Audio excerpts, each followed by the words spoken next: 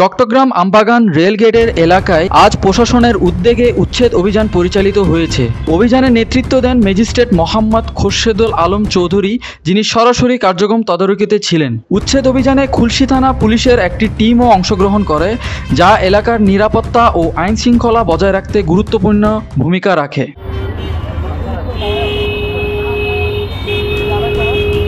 অভিযানটির মূল উদ্দেশ্য ছিল অবৈধ স্থাপনা উচ্ছেদ এবং এলাকার স্বাভাবিক চলাচল নিশ্চিত করা। চলাকালীন সময়ে কিছু সামান্য প্রতিবন্ধকতা দেখা দিলেও কর্তৃপক্ষ তা দক্ষতার সঙ্গে পরিচালনা করেছেন।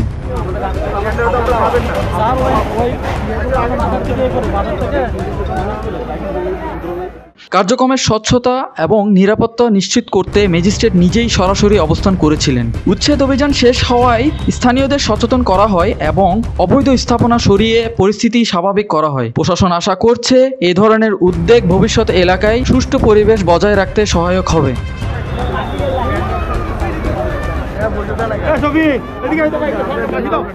শেখ সালমান হাকিম, ডেস্ক নিউজ, দৈনিক প্রতিদিনের কাগজ, চট্টগ্রাম।